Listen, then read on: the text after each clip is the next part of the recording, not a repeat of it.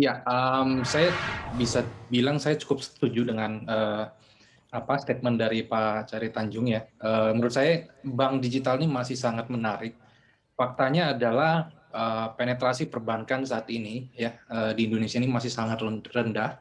Estimasi kami itu hanya kurang dari 40% masyarakat yang sudah memiliki akses ke layanan perbankan, dan ini salah satu yang terendah di negara ASEAN, dan bahkan kalau kita bandingkan dengan negara-negara yang sudah maju, ini angkanya jauh, lebih rendah lagi. Nah, bank digital ini merupakan salah satu atau bahkan satu-satunya cara, yang kita lihat ya, at least untuk, saat ini, untuk dapat meningkatkan penetrasi perbankan, ke depannya. Nah, karena dari segi biaya operasional itu juga tentunya jauh lebih efisien dibandingkan dengan, layanan perbankan konvensional, makanya bank digital ini, memungkinkan atau sangat prospektif untuk, masuk ke pasar-pasar yang tadinya belum di-tap oleh, perbankan konvensional, dalam arti, pasar-pasar atau nasabah-nasabah yang, unbankable maupun yang underserved gitu ya. Nah, jadi, simpel aja, pastinya industri perbankan digital saat ini masih akan terus berkembang, karena memang pasarnya ini sangat menarik,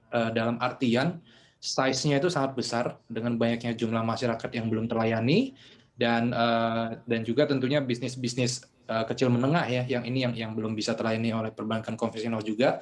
Ini akan menjadi, ladang yang sangat menarik untuk, digarap oleh perbankan, digital.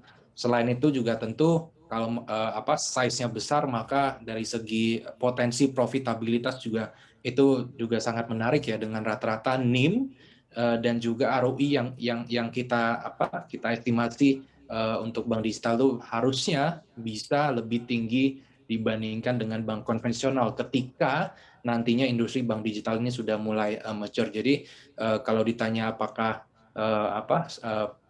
industri ini masih menarik atau saham-saham bank digital ini masih menarik, menurut saya potensinya masih sangat besar ke depannya, namun, tentu ya kita harus mahir-mahir dalam, seleksi ya bank digital mana saja yang benar-benar bisa mengeksekusi dalam hal operasional, dan mereka bisa meningkatkan market share mereka di industri, perbankan ini. Begitu sih. Ya baik, sekarang saya akan ke Mas Argun. Mas Argun, Ya, kalau menurut Anda bagaimana nih? Kalau kata tadi Mas Edward ini masih menarik sekali untuk dimiliki gitu. Cuman ya. sebelum kita jawab semenarik apa gitu, sebenarnya seperti apa sih perkembangan bank-bank digital hingga saat ini dari awal munculnya bank-bank digital?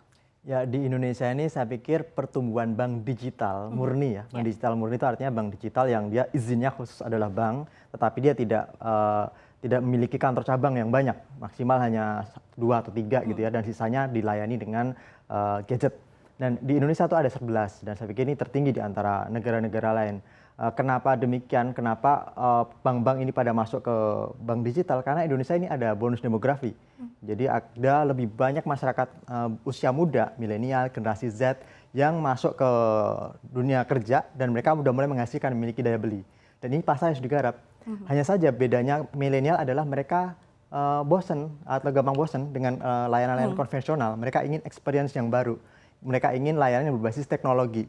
Nah, disitulah makanya ada kebutuhan untuk menggarap bank digital di Indonesia. Mhm. Apakah respon masyarakat positif? Kita lihat data di Bank Indonesia per 2022 tahun ini diperkirakan nilai transaksi bank digital di Indonesia itu mencapai 49.000 triliun. Mhm. Itu naik drastis dibandingkan dengan 5 tahun lalu yang 17.000 triliun.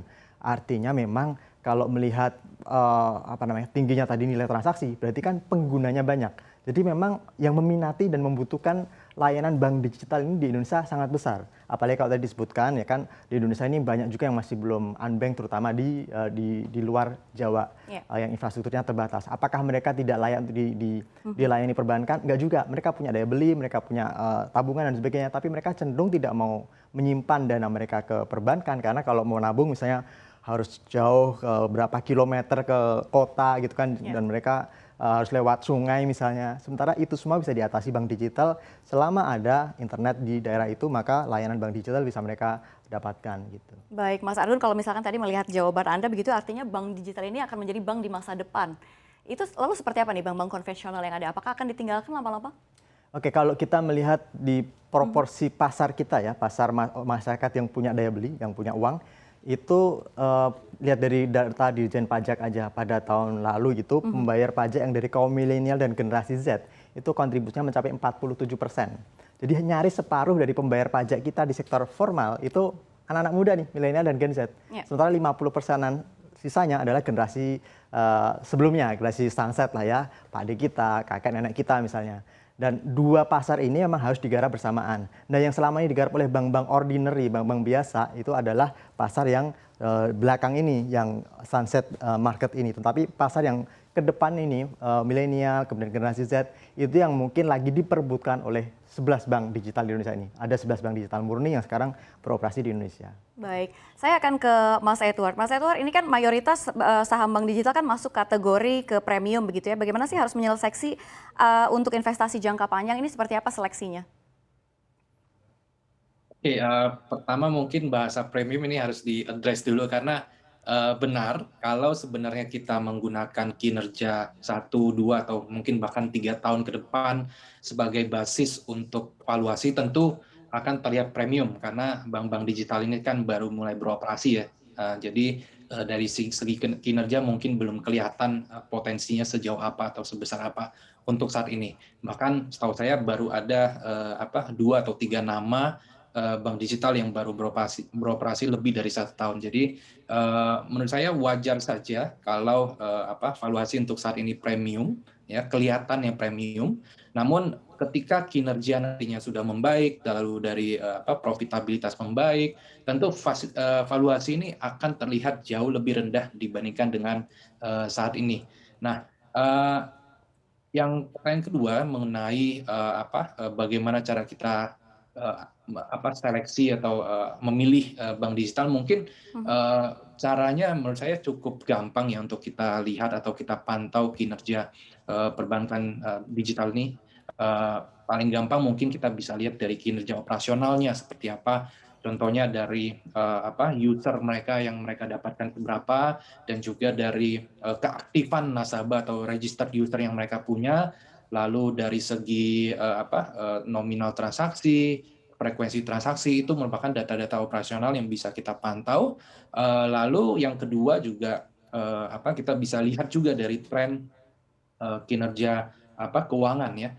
Perbankan itu biasanya merilis data keuangan itu setiap bulan. Jadi menurut saya ini sangat gampang untuk kita pantau tren bank digital ini arahnya kemana, baik itu dari segi operasional maupun dari segi profitabilitas. Kalau untuk menyeleksi saham bank digital ya tentu kita harus memilih saham bank digital yang benar-benar bisa menunjukkan bahwa kinerja mereka itu akan terus membaik dan outlook kedepannya juga akan terus bagus. Jadi mungkin itu salah satu cara untuk kita untuk terus memantau kinerja keuangan bank digital ini agar kita juga sebagai investor kita posisinya bisa lebih aman dan bisa lebih diuntungkan gitu.